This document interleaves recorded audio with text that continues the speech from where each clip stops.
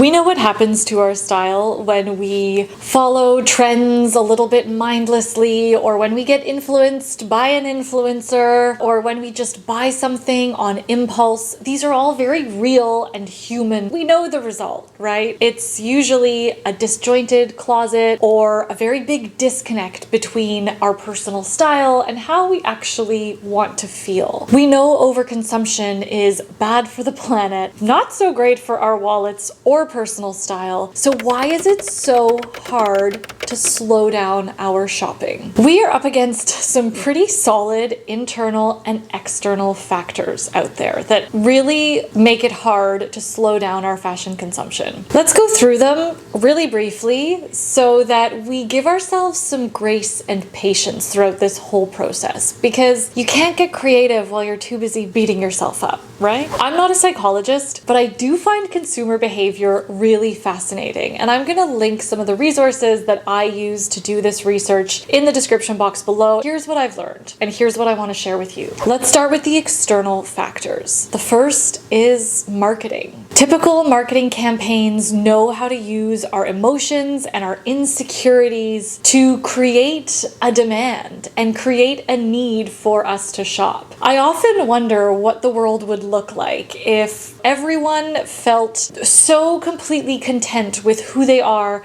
and what they had, and we didn't worry about having to be on trend or feeling left out or feeling like we have to camouflage certain parts of our bodies or feeling like we need a certain thing to become the person who ultimately I think we already are. We just need to connect with them. And this isn't to say that marketing is the bad guy. I have a business degree. I love business stuff. But there are definitely psychological tools used to pull at our heartstrings and make us want to make a purchase. The second thing is social media. And this is a huge new phenomenon that our generation is still working through. Even if we're just going online to check in on our friends and get a little social update, we are constantly scrolling through ads, even if we're trying to get to the content that we're looking for. It's so easy to be influenced because this is such an aspirational portrayal of a life that might not be always realistic. I believe that social media is a really great platform to facilitate competitive consumption. You know, we see something or someone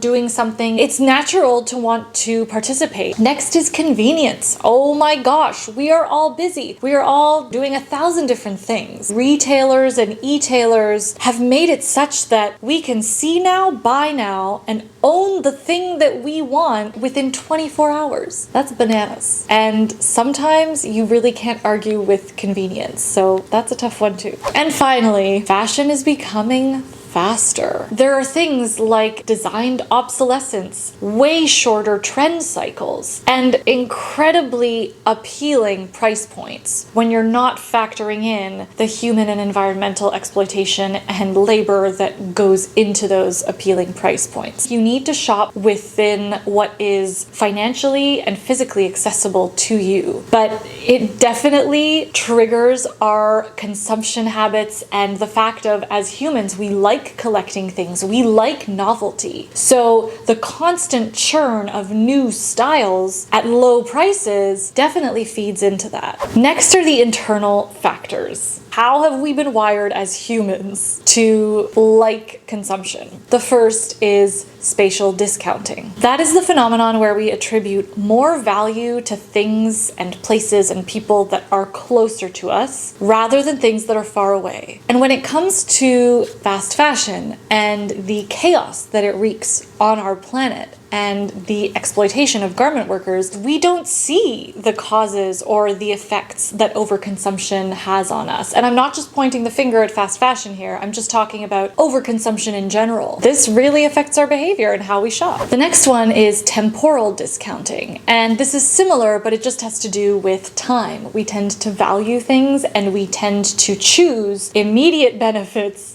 over long-term ones, even if we know something long-term will benefit us in the future at that time. Does this sound familiar? A lot of times it's just easier to make the purchase right away. And I do think that there are times in our lives when maybe we do need to make a purchase right away. These things happen. Just knowing about spatial and temporal discounting can be really beneficial. The next is social proof. As humans, we want to know that we belong. This is reflected in our fashion choices too, with trends. A big part of wanting to be part of a trend and wanting to participate is because we want to signal that we also belong. And I think this is a very human thing. There's nothing wrong with it. Finally, an addiction to cheap dopamine. That whole process of seeing something, scrolling, clicking, and buying it, and knowing that it's gonna land on our doorstep or that we can go pick it up in store, all of this activates the reward center in our brain and releases dopamine once we get that anticipatory sense that something is coming. It's not even about the thing that you bought itself. A lot of it is about the anticipation. And this makes total sense to me because I don't know about you, but when I was a kid